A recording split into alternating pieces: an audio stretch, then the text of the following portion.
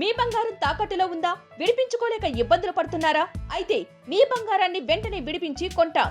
Ganesh gold. మీరు సంప్రదించాల్సిన phone నంబర్లు 9160-266-916, 8712619507.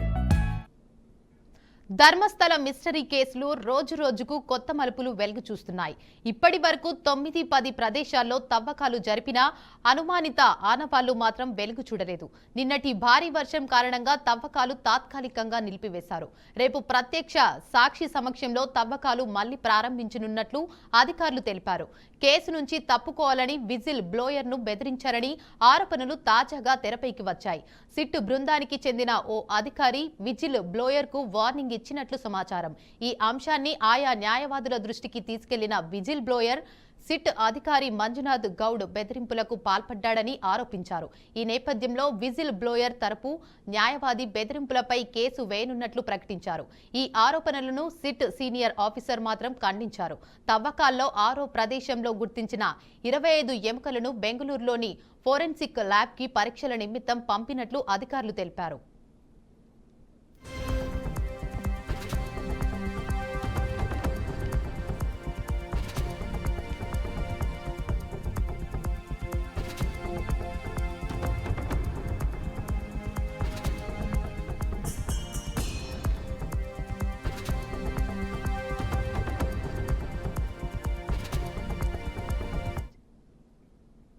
రెడీగా దీనిపై మరింత సమాచారాన్ని మా ప్రతినిధి బస్వరాజ్ అందిస్తారు. బస్వరాజ్.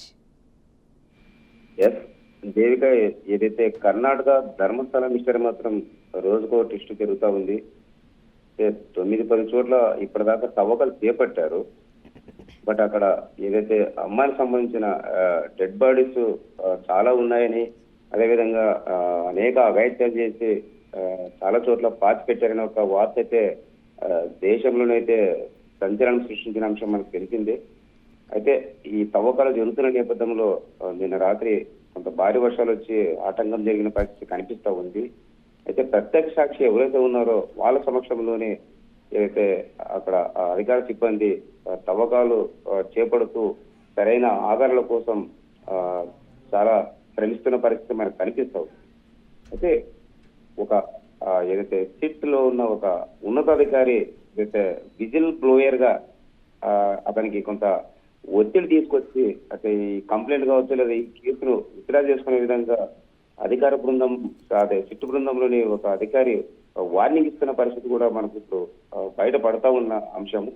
మరి ఇలాంటి వాతావరణం అయితే నిజంగా అక్కడ జరిగిందా, జరగలేదా, మరి జరగలేకపోతే ఎందుకు ఇలా వార్నింగ్ ఇస్తున్నారు అనేది కూడా కొంత అనుమానాస్పదంగా తెలుస్తూ ఉంది. అయితే సిట్ ఒత్తిడి ఒక న్యాయవాది దృష్టికి అంటే ఈ అంశం తీసుకెళ్లారు విజిల్ బ్లోయర్. ఏదైతే న్యాయవాది సమక్షంలో ఏదైతే అధికారి తనను ఒత్తిడి చేస్తూ కొంత ఇబ్బందులకు గురి చేస్తున్న పరిస్థితి ఉందని న్యాయవాది ఎదుట ఇతను చెప్పిన పరిస్థితి మనకు తెలుస్తూ ఉంది. అయితే సిట్ అధికారి మంజునాథ్ గౌడ్ బెదిరింపులకు పాల్పడుతున్నాడు, మరి ఆయన ఈ విధంగా ఆటంకం చేస్తున్నాడు, ఇబ్బంది పెడుతున్నాడని కొంత ఇతను కూడా ఫిర్యాదు చేసిన పరిస్థితి మనకు కనిపిస్తూ ఉంది. మరి విజిల్ బ్లోయర్ తరఫు న్యాయవాది కూడా చాలా గట్టిగా వాదించిన పరిస్థితి.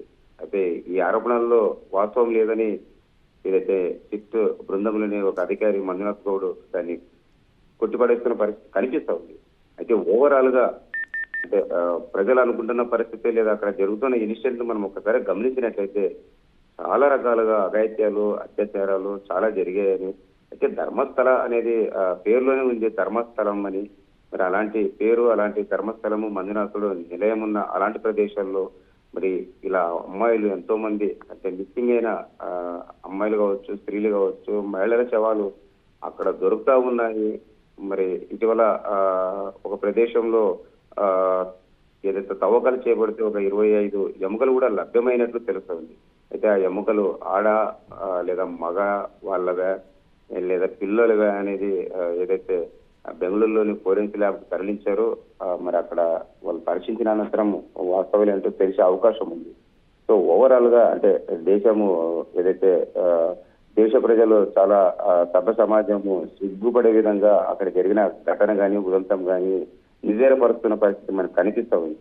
మరి ఇలాంటి పరిస్థితుల్లో కర్ణాటక ప్రభుత్వం ఎంత చిత్తశుద్ధిగా అక్కడ దర్యాప్తు చేపడుతుందో, లేదా దీని వెనుక ఏం జరిగింది, ఈ కథ కమామిషు ఏంటి వెలుగులోకి తీసుకొచ్చి అంటే బాధితులు ఎవరైనా ఉంటే చట్టపరిధిలో కఠినంగా శిక్షించాలనే డిమాండ్ కూడా బలంగా వినిపిస్తుంది. మరి ఈ నేపథ్యంలో రాజకీయ పైరవులు లేదా ఇన్ఫ్లుయెన్స్ ప్రభావం ఎంత ఉంటుంది? అయితే ఇప్పుడు సిట్ బృందంలో ఒక అధికారి ఈ విధంగా అంటే తనిఖీ అధికారిగా పనిచేస్తూ లేదా అక్కడ అవినీతి అక్రమాలు లేదా అఘాయిత్యాలు వెలికి చేసిన ఒక అధికారే ఏదైతే అతనుకు అంటే వార్నింగ్ ఇస్తున్న పరిస్థితిని బట్టి, విజిల్ బ్లోయర్ కు వార్నింగ్ ఇస్తున్న పరిస్థితిని బట్టి మనకు అర్థం అవుతుంది. ఆల్మోస్ట్ కేసును నీరుగార్చే ప్రయత్నాలు జరుగుతున్నట్టు తెలుస్తూ ఉంది. అయితే ప్రజా సంఘాలు కావచ్చు, ఇతరత్ర ఏదైతే సమాజహితం కోరే ప్రతి ఒక్కరు కూడా అంటే మహిళా సంక్షేమాన్ని ఆకాంక్షించే వాళ్ళు లేదా మహిళ యొక్క ఔన్నత్యాన్ని కాపాడాలనుకునే వారు అందరూ కూడా గొంతెత్తి నిలదీస్తున్న పరిస్థితి కర్ణాటక ప్రభుత్వాన్ని. మరి అక్కడ ముఖ్యమంత్రి, ఇతరత్ర ఉన్నతాధికారులు ఈ ధర్మస్థలంలో జరిగిన సంఘటన, అందులో నిజాలు ఏంటి, అందులో ఎంతమంది బాధితులు లేదా అందులో ఎందరికీ అన్యాయం జరిగింది, మరి మిస్సింగ్ మహిళలు అక్కడే ఎందుకు ప్రత్యక్షమయ్యారు, అసలు ఇంతకీ అక్కడ కొన్ని ఏళ్లుగా ఏం జరుగుతూ ఉంది, సో ఇలా పరిపరి విధాలుగా అనేక కోణాల్లో అక్కడ జరుగుతున్న ఘటననైతే వాళ్ళు ఖచ్చితంగా ఆరాధీసి లేదా దర్యాప్తు చేసి నిగ్గు తేల్చి చట్టం ముందు నిలబెట్టాల్సిన అవసరం అయితే మనకు కనిపిస్తా ఉంది దేవిక. అయితే బసవరాజు, ధర్మస్థల కేసులో ఇప్పటి వరకు జరిపిన తవ్వకాల్లో ఎందుకు విశ్వసనీయ ఆధారాలు దొరకలేదని అనుకుంటున్నారు? అయితే ఇక్కడ మనం రెండు రకాలుగా చూడాల్సిన అంశం కనిపిస్తూ ఉంది. వాస్తవంగా ఏదైతే తవ్వకాలు అంటే శవాల కోసం లేదా పుర్రె ఎముకలు లాంటి వాటి కోసం అవి దొరికితే ఒక ఎవిడెన్స్ గా ఉంటుంది. ఏదైతే అక్కడ చెప్తున్న పరిస్థితిని బట్టి లేదా అమ్మాయిల పట్ల రేప్ చేసి ఆ తర్వాత మర్డర్ చేసి అక్కడ పూడ్చిపెట్టారని ఒక వదంతుల వ్యాప్తి చెందిన నేపథ్యంలో అక్కడ అధికార బృందం అయితే ఆ తవ్వకాలు చేపట్టి అక్కడ కొంత ఎముకలు సేకరించి అది ఫోరెన్సిక్ ల్యాబ్ ద్వారా ఆ ఎముకలు అంటే ఏ స్థితిలో అక్కడ పూడ్చిపెట్టారు లేదా మనిషి బతుకున్నప్పుడు ఎలాంటి అఘాయిత్యాలు జరిగాయి ఇవన్నీ పరిశీలించాక లేదా రిపోర్ట్ వచ్చాక తదుపరి చర్యలు ఉంటాయి, తదుపరి పలానా ఇది జరిగిందని చెప్పడానికి అవకాశం ఉంటుంది. కాబట్టి ఆ దిశగా అయితే కొందరు అధికారులు చిత్తశుద్ధిగానే పనిచేస్తున్న పరిస్థితి కనిపిస్తా ఉంది. మరి అయితే అక్కడ ధర్మస్థలిలో అంటే కొంత ఇన్ఫ్లుయెన్స్ లేదా రాజకీయ పలుకుబడి కాదు ఉపయోగించి కొంత ఏదైతే ఈ దర్యాప్తు కమిటీ కావచ్చు, సంస్థను కావచ్చు కొంత ఒత్తిడి గురి చేస్తూ వ్యవహారం కొంచెం సాగదీస్తున్న పరిస్థితి మనకు కనిపిస్తూ ఉంది. అయితే రెండు రకాలుగా అధికారులు ఒకవైపు తవ్వి దాన్ని నిగ్గు తేల్చాలని ప్రయత్నం చేస్తుంటే పొలిటికల్ కావచ్చు, ఇతరత్ర ఇన్ఫ్లుయెన్స్ కావచ్చు, లేదా అక్కడ కర్ణాటకలో సహజంగా మఠాలు పీఠాధిపతుల యొక్క ప్రభావం ఎక్కువగా ఉంటుంది. ఆ యాంగిల్లో కూడా ఇది ధర్మస్థలి అంటే మానవ సంబంధాలకు ముడిపడినది లేదా భక్తుల మనోభావాలకు ముడిపడినది కాబట్టి దీన్ని సాధ్యమైనంత వరకు అంటే తెర వెనక లేదా అంతరంగికంగా ఈ వ్యవహారాన్ని దాచిపెట్టాలని ఒక కుయుక్తి అయితే జరుగుతున్న పరిస్థితి మనకు కనిపిస్తూ ఉంటాయి. మరి మొత్తం మీద అధికార యంత్రాంగం కావచ్చు, లేదా పోలీసులు కావచ్చు, లేదా సిట్ బృందం కావచ్చు, వీళ్ళంతా కూడా ఆడ పొలిటికల్ ప్రభావానికి లేదా ఇతరత్ర కారణాలకు ఒత్తిడి కాకుండా వాళ్ళు నిష్పక్షపాతంగా ఈ దర్యాప్తు చేపట్టాలని అందరూ కోరుతున్న పరిస్థితి. మరి అది ముందు మనకు తెలియాల్సి ఉంది. ఏమాత్రం దీంట్లో అంటే కొండంతవి ఎలకని తీస్తారా లేక వాస్తవాలు ఏంటో ప్రపంచానికి చెప్తారనేది చూడాల్సింది దేవిక. అయితే మనం చూసుకోవచ్చు బసవరాజు, విజిల్ బ్లోయర్ కు సిట్ అధికారి బెదిరింపులు చేశారన్న ఆరోపణలు అయితే ఉన్నాయి. సో దీనిపై పోలీస్ శాఖ స్పందన ఎలా ఉండాలి? అయితే విజిల్ బ్లోయర్ కు ఏదైతే అంటే వార్నింగ్ వచ్చిన సంగతి వాస్తవమే తెలుస్తూ ఉంది.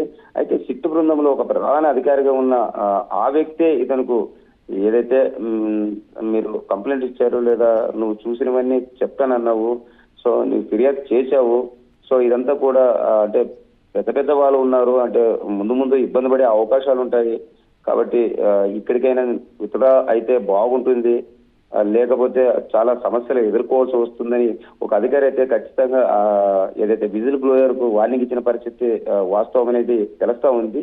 అయితే సిట్ బృందంలోనే ప్రధాన అధికారి ఉన్నాడు కాబట్టి అతను ఎంతో ఇన్ఫ్లుయెన్స్ చేసే ఒక పొలిటికల్ మాటను బట్టి వార్నింగ్ ఇచ్చి ఉండొచ్చు అనే ఒక అనుమానంలో అంటే పోలీసులు కూడా అంత ఈజీగా ఆయన చెప్పింది వార్నింగ్ ఇచ్చింది నిజమా లేదా, ఇచ్చినట్టయితే ఏ రకంగా ఇచ్చాడు అంటే ఫోన్ ద్వారా పర్సనల్ పిలిపించి బెదిరించాడా అనే యాంగిల్లో వాళ్ళు కూడా పోలీసులు సాహసం చేయలేకపోతున్నారు, ఆ అధికారిని అడగలేని పరిస్థితి కనిపిస్తా ఉంది. అయితే ఇదంతా కూడా ఏదైతే విజిల్ బ్లోయర్ చెప్తున్న పరిస్థితి, ఇతను ఏ రకంగా అంటే ఫోన్ లో బెదిరించారా, ఫేస్ టు ఫేస్ పిల్లంపించి వార్నింగ్ ఇచ్చారా అంటే ఇతను ఈ విజిల్ బ్లోయర్ అంటే చూపించే చెప్పే ఆధారాన్ని బట్టి లేదా చూపించే ఎవిడెన్స్ ని బట్టి కొంతవరకు చర్యలు ఉండొచ్చు అనేది కనిపిస్తూ ఉంది. అయితే ఇది పెద్ద పెద్ద తలకాయలు ఉన్నారు కాబట్టి ఇతను ఎంత నిజం చెప్పినా కూడా అక్కడ చెల్లుబాటు అయ్యే అవకాశం లేదు. ఇతనే చివరికి అవాసు పాలై ఇతన్నే బకరా చేసే పరిస్థితులు మనకు కనిపిస్తుంది దేవిక. అలాగే ఫోరెన్సిక్ ల్యాబ్ కు పంపిన ఎముకల నివేదిక కేసులో కీలక మలుపు తేల్చగలదంటారా?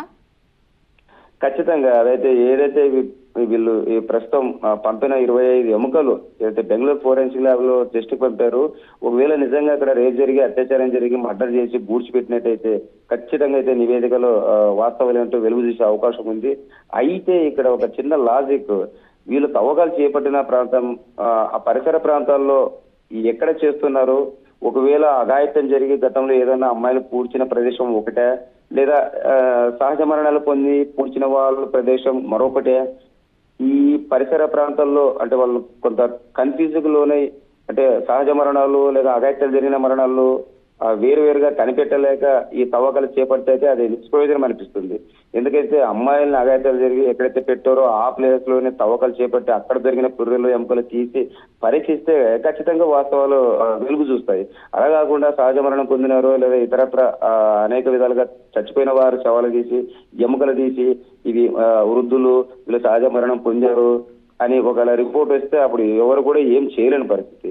ఇక్కడ గమనించాల్సింది ఆ ఎముకలు ఎక్కడివి, ఎవరివి, ఆ ధర్మస్థలి ఏదైతే ఘటన జరిగింది, ఏదైతే అక్కడ అఘాయిత్యం జరిగింది, రేప్ జరిగింది అని చెప్తున్న పరిస్థితుల్లో ఆ పరిసర ప్రాంతంలో అక్కడ ఆ టెంపుల్ కు సమీపంలోని ఎముకల లేదా ఏదైనా ఇతరత్ర చాలా సహజంగా మరణించిన వారి ఎముకల అనేది కూడా మనం క్లారిటీ ఉండాల్సి ఉంది. మరి ఇదంతా సిట్టు బృందము పోలీసులు అది చూసుకోవాల్సిన పరిస్థితి.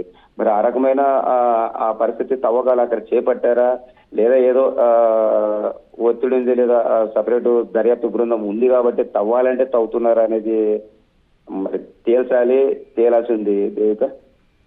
అయితే బసవరాజు, ఈ కేసు మిస్టరీగా మారిపోవడానికి బాధ్యత ఎవరిదంటారు?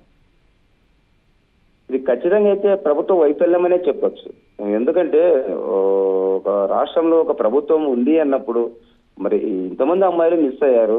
సరే, మిస్సింగ్ కేసులో స్థానిక పోలీస్ స్టేషన్ లో నమోదైతే సహజంగా నమోదైనప్పుడు పోలీసులు వాటిని ట్రేస్ అవుట్ చేసి ఖచ్చితంగా అయితే ఆ కేసును ఛేదించాలి, దర్యాప్తు చేసి ఛేదించాలి. అది అమ్మాయి ఉన్నత వర్గానికి చెందిందా లేదా బడుగు బలహీన వర్గాలకు చెందిన అమ్మాయి అనేది కాకుండా ఒక అమ్మాయి ఒక మహిళ మిస్ అయిందంటే ఖచ్చితంగా పోలీసులు అక్కడ పనిచేసి దాన్ని ఏదైతే తీగలాగితే డొంక కదిలిందన్నట్లు ఆ కేసుని ఎక్కడో ఒక చోట ఖచ్చితంగా పట్టుకుని దాన్ని లాగినట్లయితే ఆ కేసు వెనుక మూలాలేంటి, అమ్మాయి ఎలా మిస్ అయింది, ఎక్కడికి వెళ్ళింది అనేది తెలుస్తా ఉంది. అయితే ఆ దిశగా పోలీసులు చర్యలు తీసుకున్న పరిస్థితి కనిపించట్లేదు, లేదా యాక్షన్ తీసుకున్న పరిస్థితి కూడా లేదనిపిస్తుంది. అందుకనే అనేక మిస్సింగ్ కేసులు జరిగినట్లు తెలుస్తా ఉంది. ఏదైతే చేసిన వాళ్ళు కూడా అంటే సరే ఆ మఠాల పేరిట లేదా పీఠాధిపతిగా ఉన్నవారు లేదా ఆలయానికి వస్తున్న వారిని అనేక మందిని ఆడ అఘాయిత్యాలకు చేసిన వాళ్ళు కూడా 1-2 అంటే తప్పులపై తప్పు చేశారు కాబట్టి తమను ఇక ఎవరు ఏం చేసుకోలేరనే పరిస్థితుల్లో వాళ్ళు కూడా కొంచెం బరి తెగి అంటే మనిషి అన్న మానవత్వాన్ని మరిచి పశువులుగా ప్రవర్తించి ఈ అఘాయిత్యాలకు పాటుపడినట్లు స్థానికంగా చెప్తున్న వాళ్ళ పరిస్థితి, లేదా మాట అంటే ఏదైతే కర్ణాటక సరిహద్దు ప్రాంతాల్లో చర్చ జరుగుతున్న పరిస్థితులు మనకు కనిపిస్తా ఉన్నాయి. మరి ఖచ్చితంగా అయితే ప్రభుత్వము పోలీసులు వైఫల్యమనే తెలుస్తా ఉంది. మిస్సింగ్ కేసులో ప్రధానంగా మహిళలు మిస్ అయితే ఎక్కడో చోట అది సహజంగా అయితే అఘాయిత్యానికి పాల్పడి లేదా ఏదో రకంగా మహిళ ఒంటరిగా ఉన్నప్పుడు ఎన్నో అఘాయిత్యాలు జరుగుతాయి. మరి మిస్సింగ్ అయిన మహిళ ఎక్కడికి వెళ్ళింది ఏంటంటే దాని వెనుక పెద్ద భాగోతమే ఉంటుంది. మరి అలాంటి భాగోతాన్ని ఛేదించాల్సింది పోలీసు. అలాంటి పోలీసు పట్ల ప్రభుత్వము ఉదాసీన వైఖరి ఉంటేనే పోలీసు తన పని తన చేయక పడుకున్న పరిస్థితి. మరి ప్రభుత్వము ఉక్కు పదం మోపితే పోలీసు కూడా ఖచ్చితంగా ఫీల్డ్ లెవెల్లో పరువెత్తి మిస్ అయిన అమ్మాయి ఏంటి, మిస్ అయిన మహిళ ఎవరని ఖచ్చితంగా నిగ్గు తెలిసే పరిస్థితి ఉంటుంది. కాబట్టి ఇంత జరిగింది కాబట్టి గత 10-15 ఏళ్ళ నుంచి ఇది కథ అంతా జరిగినట్టు మనకు తెలుస్తా ఉంది. ఖచ్చితంగా ప్రభుత్వానికి పోలీసులే వైఫల్యం అని మనం చెప్పక తప్పదు. అయితే గతంలో తవ్వకాల్లో ఎలాంటి ఆధారాలు లభించకపోయినా కూడా మళ్ళీ తవ్వకాలు నిర్వహించడం ఎంతవరకు సమంజసం అంటారు? అయితే ఇక్కడ ఏదైతే సస్పెన్షన్ ఏదైతే ఈ అమ్మాయిలు మిస్ అయ్యారు లేదా పుర్రెలు ఎముకలు అక్కడ ఉన్నాయి, అక్కడ ఏదో జరిగిందనే ఒక ఉదంతం నేపథ్యంలో ఖచ్చితంగా అయితే అనుమానాలు వచ్చిన నేపథ్యంలో కొంత ప్రభుత్వం పైన ఒత్తిడి వచ్చిన క్రమంలోనే మరోసారి అంటే మీరు చేయాల్సిన కాడ తవ్వకాలు చేయలేదు లేదా చిత్తశుద్ధితో చేయలేదు కాబట్టి ఏమి ఎముకలు దొరకలేదని తేల్చేశారు కాబట్టి అది కాదు ఇప్పుడు మళ్ళీ చేయండి ఖచ్చితంగా దొరుకుతాయి ఖచ్చితంగా, ఎందుకంటే మన విజిల్ బ్లోయర్ చెప్తూ ఉన్న పరిస్థితిని బట్టి లేదా ఇచ్చిన దాన్ని బట్టి అక్కడ కొంత వాస్తవాలు ఉండి ఉంటాయి అనే కోణంలో ఇప్పుడు ప్రభుత్వం కూడా అంటే జనానికి సర్ది చెప్పాలి కాబట్టి లేదా ప్రపంచానికి బాధ్యతగా ఉండాలి కాబట్టి అక్కడ ప్రభుత్వం ప్రత్యేక చిట్టు బృందం ద్వారా మరోసారి ఈ తవ్వకాలకు పూనుకున్నట్లు జరుగుతూ ఉంది. అయితే ఆల్మోస్ట్ ఫైనల్ గా ఒకవేళ అందరూ పెద్ద తలకాయలు కలిసి దీన్ని తేల్చాలి లేదా దీన్ని అలాగే వదిలేయాలనుకున్నప్పుడైతే ఖచ్చితంగా అయితే కొండను తేవి ఎలకను బట్టి పరిస్థితే కనిపిస్తూ ఉంది. అలా కాకుండా జరిగిన అన్యాయము ఒక స్త్రీకి కాబట్టి ఒక మహిళకి కాబట్టి ఖచ్చితంగా వాళ్ళ పేరెంట్స్ తాలూకు బంధువులు కావచ్చు ఇతరత్ర వాళ్ళు బాధలో ఉంటారు కాబట్టి వాళ్ళకు సమాధానం లేదా బాధ్యతగా మనం ఉండాలి.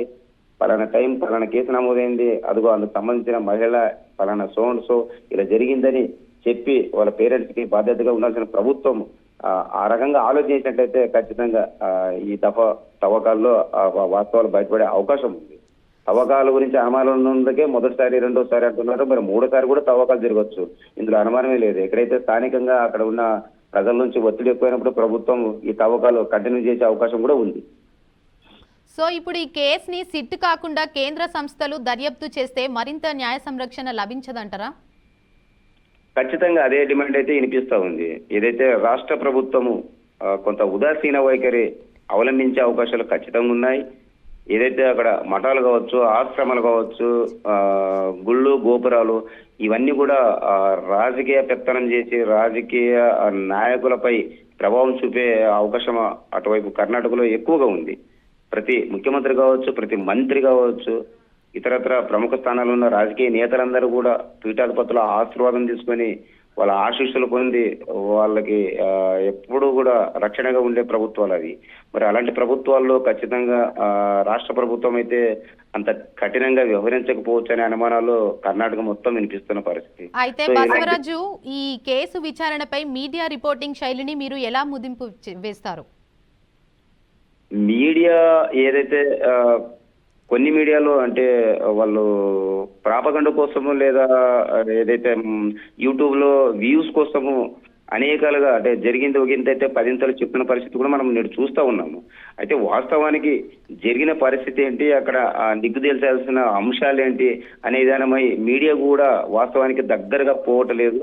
బట్ కొన్ని మీడియాలు అయితే అంటే వాస్తవానికి దగ్గరగా అటు ధర్మస్థలిలోని ప్రదేశాల యొక్క పరిస్థితులు, అదేవిధంగా చిట్టు బృందం యొక్క పనితీరు, అదేవిధంగా అక్కడ ప్రభుత్వం చూపుతున్న శ్రద్ధ ఇలా అన్నిటిని కూడా క్రోడీకరించుకొని ఒక వాస్తవ ఘటనను ప్రజలకు తెలిపే అంశమై లేదా అక్కడ నిగ్గు తేల్చే అంశమై కొన్ని మీడియాలో అంటే బ్యాలెన్స్ గా పోతున్న కొన్ని మీడియాలు అయితే టూ మచ్ గా వ్యవహరిస్తున్న పరిస్థితి.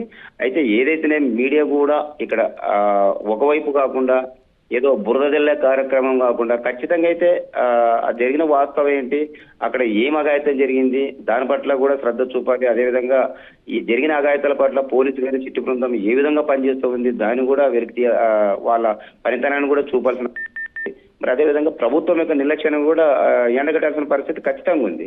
అలా కాకుండా మనకు మనం ఏదో ఊహించుకొని అంటే వాస్తవాలకు దూరంగా ఏదేదో చెప్పేసుకోవడం అనేది మీడియా అంశంలో అది కొంత తక్కువగానే మనం చూసుకోవచ్చు. Devika, right, thank you for the update Basavaraju.